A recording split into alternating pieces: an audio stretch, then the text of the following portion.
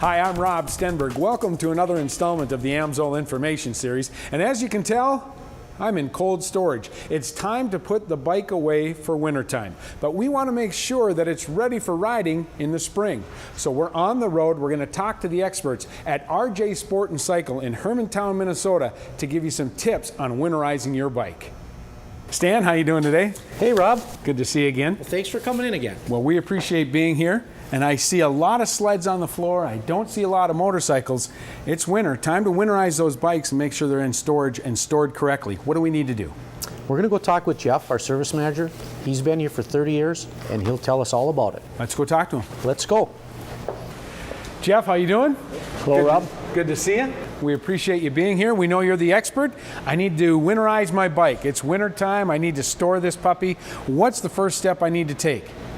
We need to fuel stabilize the fuel system. Okay. Fill up the gas tank.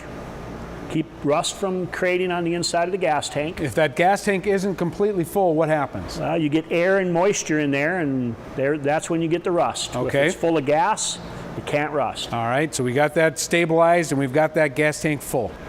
And then you should run it for at least 15 minutes or so to get the fuel through the system. And you want to make sure you get the exhaust pipes hot enough to dry out. Oh, Instead okay. of running the motor and filling the exhaust full of moisture. And make sure all that moisture is out of your exhaust system. What happens if that moisture stays in there? Well, it'll rust the pipes from the inside out. Not good. Pipes are expensive. Yes, they are. You'd want to change your engine oil and filter. Okay. Clean, fresh oil in there for the winter.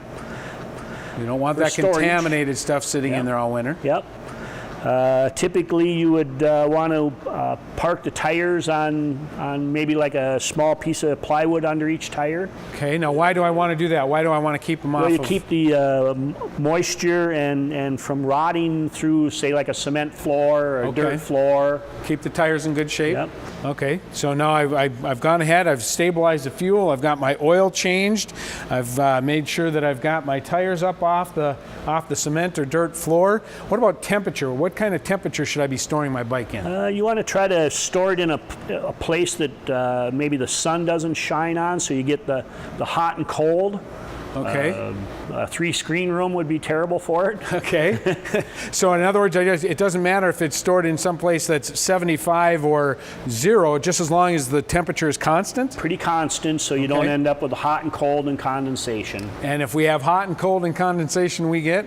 We get moisture and rust. And those are bad things. Bad we know things about for that. a motorcycle. All right, so I've gone ahead, I've done all this. One last question. Tell me what happens if I don't take care of this and do this maintenance before I store my bike? Well, you end up with rusty components. The biggest trouble usually is fuel system. Old gas, rusty tanks, Gums plugged things up up. parts.